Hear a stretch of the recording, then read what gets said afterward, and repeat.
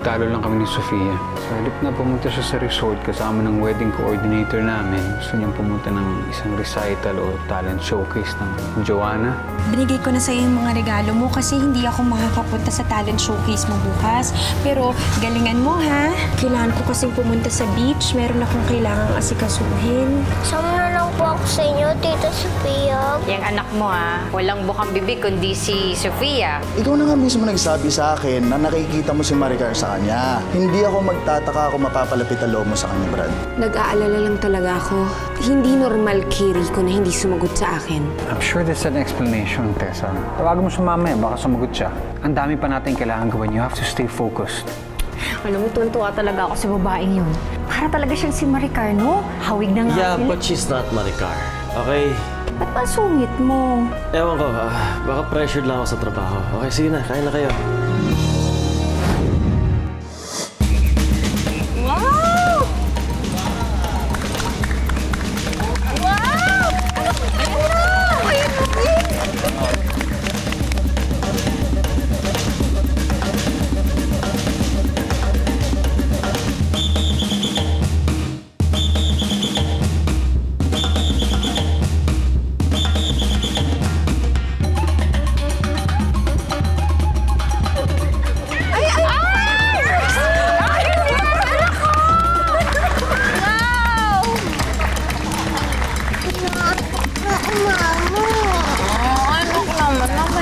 Ang ganda-ganda na pinapanood natin.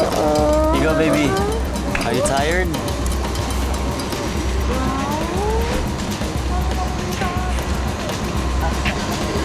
Tita Sofia, can you read me a bedtime story?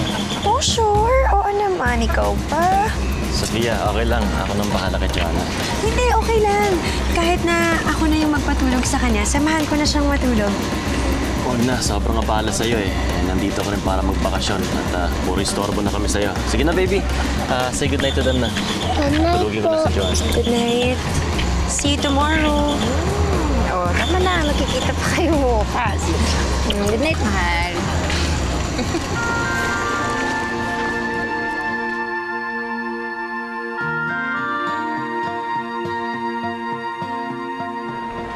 Antok ka na eh.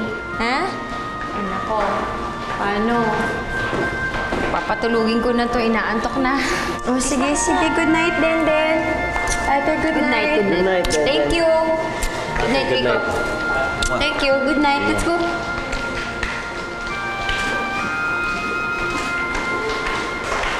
Si Joanna.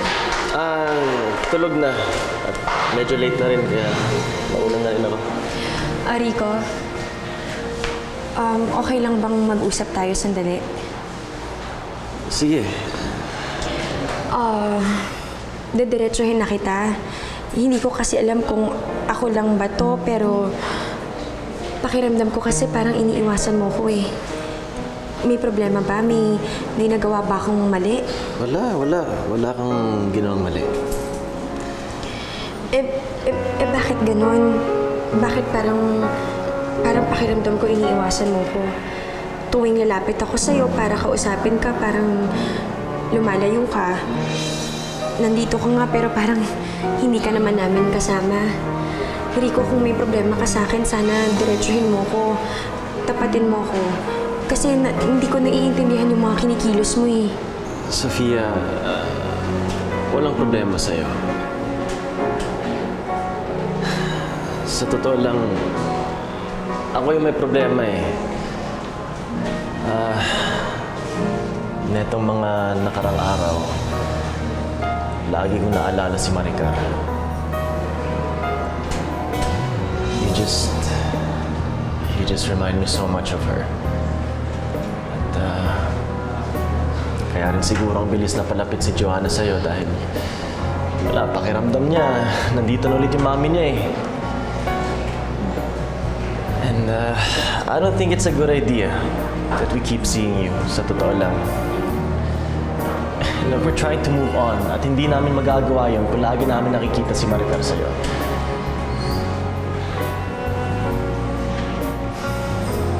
Naiintindihan ko. Look, huwag mo nang sayangin yung oras mo sa amin. May iba kang buhay. At hindi sa amin yun.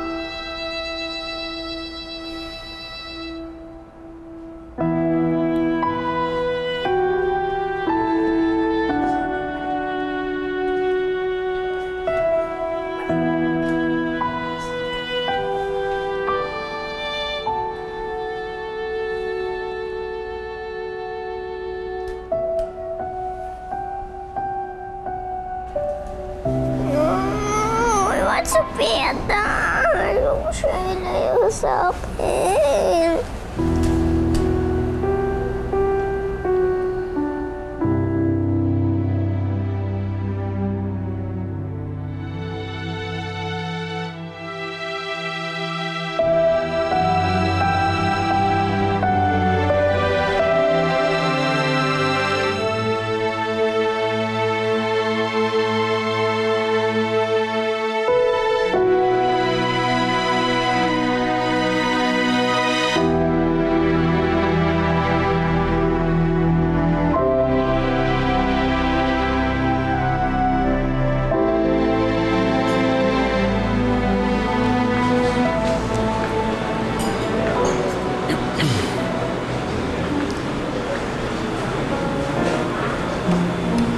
Sophia? Anong kailangan mo?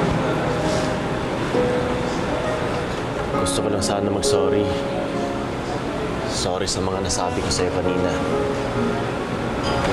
Wala kang dapat ihingi ng sorry. Siguro dapat nga ako yung humingi ng pasensya sa'yo. Dahil masyado ako nagiging komportable sa inyo ni Joanna.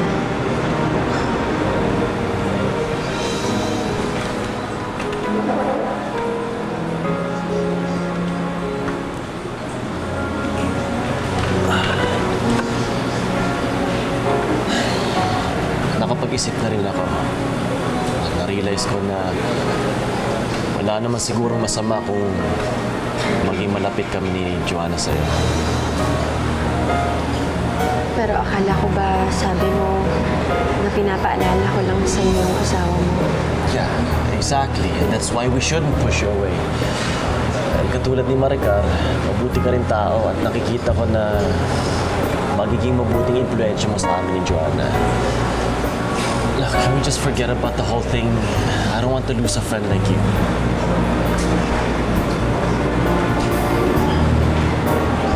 Napamahal nga si Joanna sa akin. Ikaw din. Bilang isang kaibigan. Masaya ako kapag kasama ko kayo, kaya salamat, Pico. Dapat ako magpasalamat sa'yo. Salamat at naging bahagi ka ng buhay namin.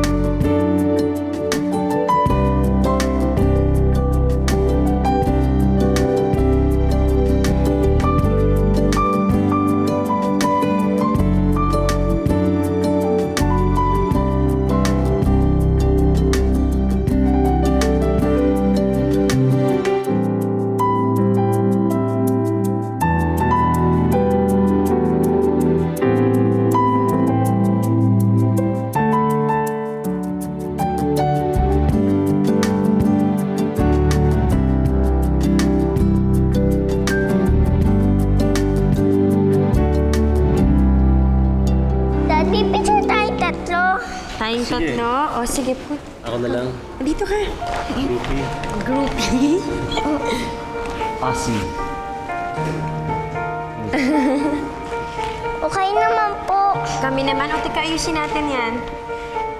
Yun.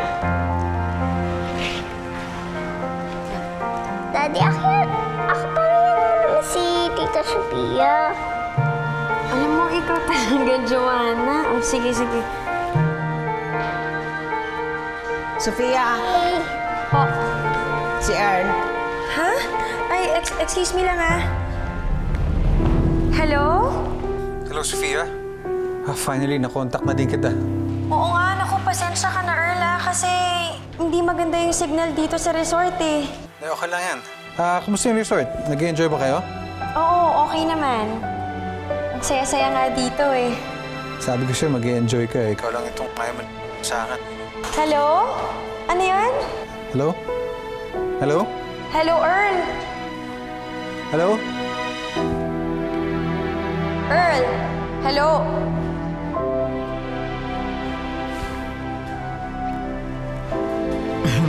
Ay, bakit hindi mo sinabing nandito si Rico?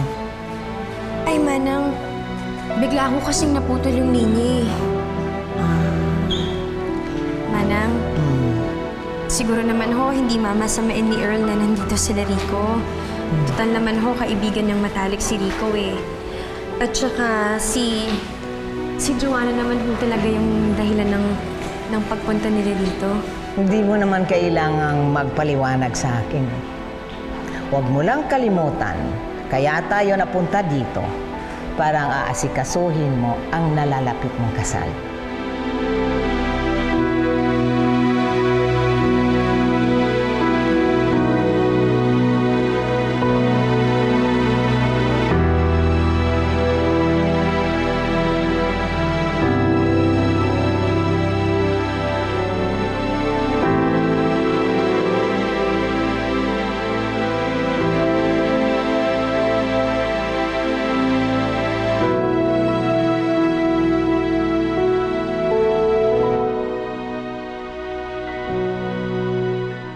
Thank you for trusting our company. Real Beauty is honored to offer your services in the Philippines and to our customers. Thank you very much. Thank you, sir. Thank you. Thank you. Oh, Earl, sit down. I have good news. The stem cell treatment is exclusively ours. Pag-usapan na namin yung presyo, we just have to fix the contract, and we just have to finish the training, and then we're done. We can go home. sana nga matapos na to. Pagod na ako eh. Pagbalik natin ng Pilipinas, sasamahan ko doon si Sofia. Okay na yung problema niyo? Hindi naman siya problema eh. Marang tampuhan lang. Pero okay na kami. Usap na kami. As a matter of fact, yung tono nga ng boss niya, parang ang saya-saya niya. Without you. Erla, baka iba na ang rason ng girlfriend mo. Kaya siya masaya. Salbahe ka. Hindi ako lulukuhan ni Sofia. Definitely not.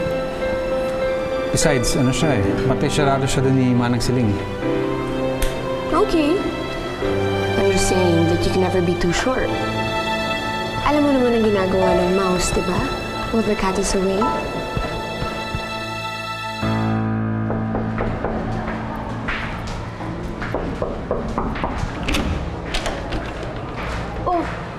Ate, bakit hindi ka pa nakabihas? Di ba attend tayo ng wedding? Yun nga yung pinunta ko dito, Sofia. Hindi kita masasamahan kasi sumama yung pakiramdam ko. Parang may nakain yata akong hindi maganda. Ganon? Sorry. Ikaw na lang mag-isa magpunta, ha? Ay, ate, wala rin kasi akong kilalang mga kaibigan dun eh. Di bale, sige, hindi na lang ako a-attend. Oo naman, sorry. Uminom pa na ng gamot parang dyan. Oo nga, nangihina na nga ako. Oh, akala ko may pupunta kayong wedding. Bakit parang hindi ka pa ready? Kasi sumama yung pakiramdam ko eh. Ikaw na lang kaya sumama. Eh kasi ayaw pumunta mag-isa eh. Sayang naman. Sige na, ha? Samahan ka na lang ni Rico. Sayang naman. Yun nga, pinunta mo dito eh. Tapos di ka na mapupunta. Ate, okay lang. Okay lang, nakakahiya naman kay Rico eh. Hindi, sige. Okay lang. Ako na sasama sa'yo. Magbihis lang ako. Yay. Thank you. Naya ako dito eh.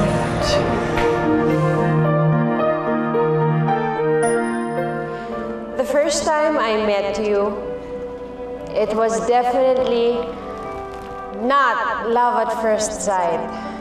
Sobrang yabang mo nung nasa college tayo.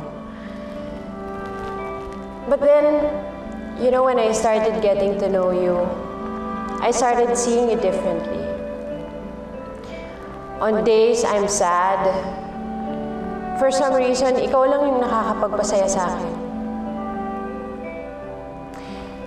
And when Mom died, you were there for me. You never left my side. That's when I knew I couldn't live without you.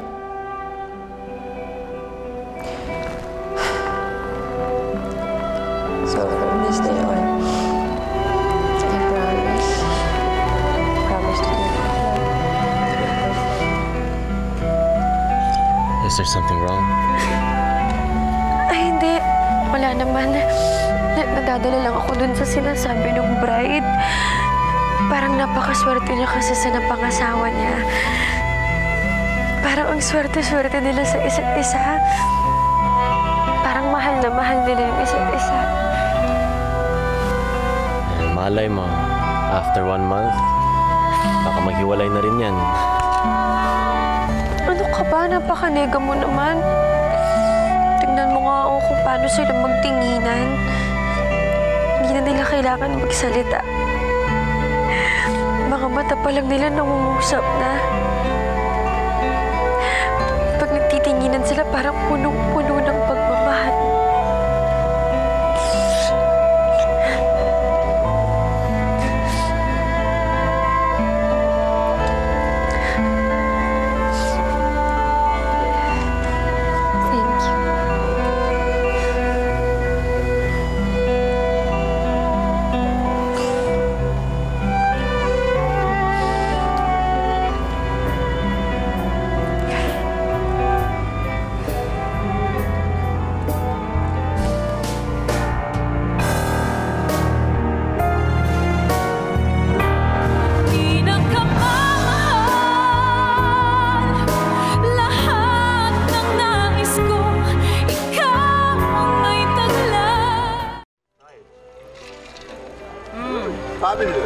It's good? Yeah, damn. Tastes expensive. Yes, it is. It is expensive.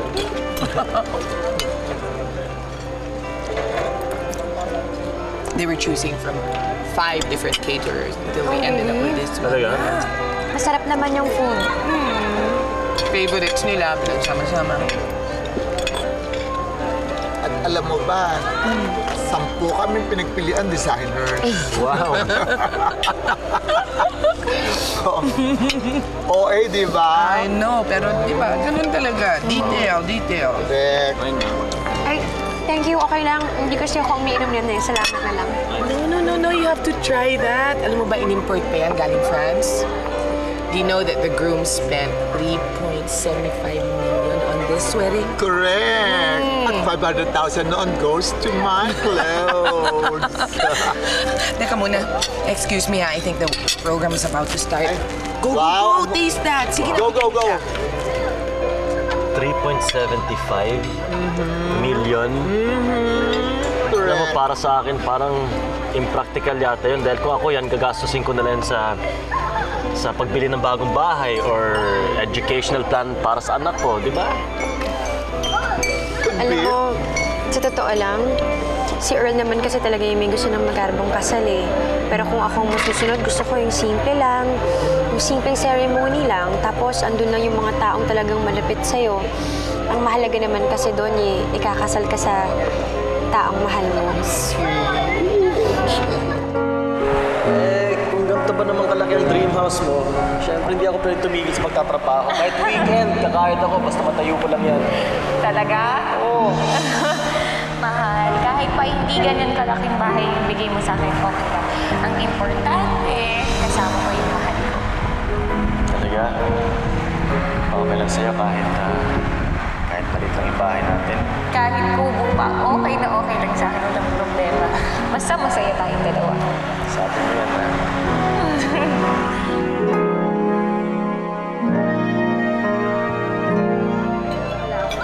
Rico? Rico? Rico? May nasabi ba kung hindi maganda? Wala. Lahat ng sinabi mo, sobrang ganda.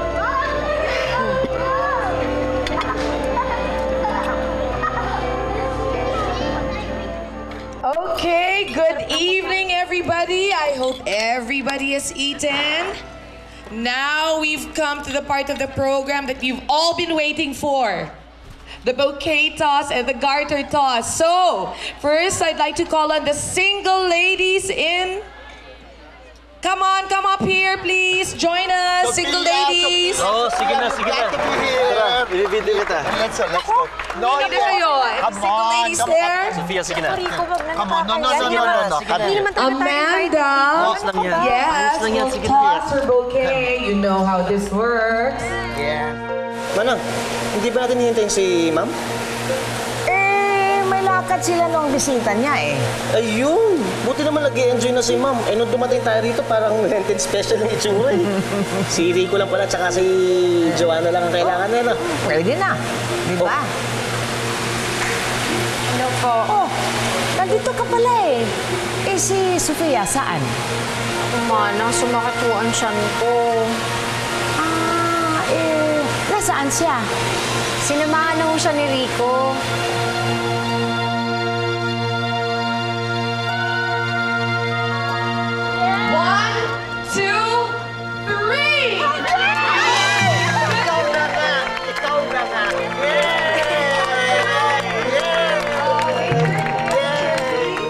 Go. Thank you very much, single ladies. Thank you. And now we'd like to call on the bachelors. Please join us. All single men. Boys! The garter toss. Boys! Come! Go! Yes. Up! Thank you. Oh, join them. Yes, join them. Yes! Dito. Yan. There. Join ako, ha? All right. Again, at the count of 3. Ready? 3. Para sa ito.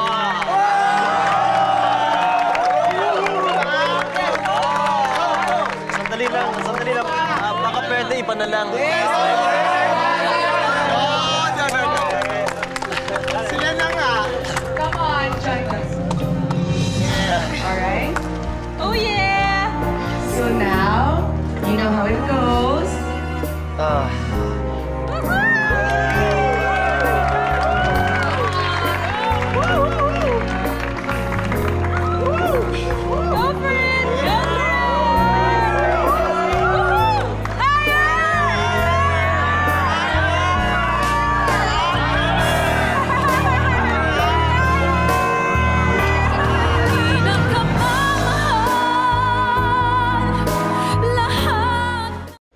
There you go.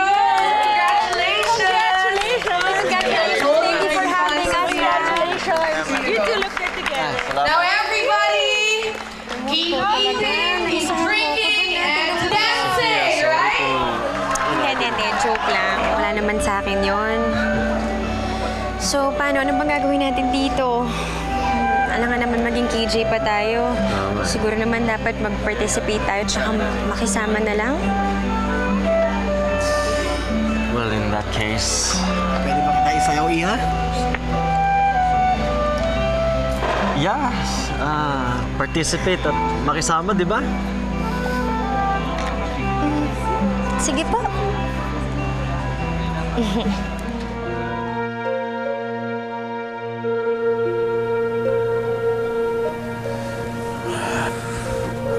Sofia, sagutin mo. Please.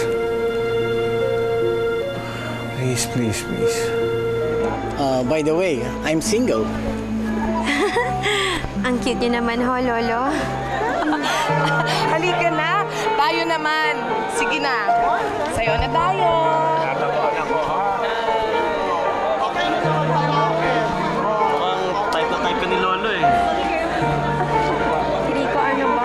ba? Huwag mo na akong asarin. They have the stars.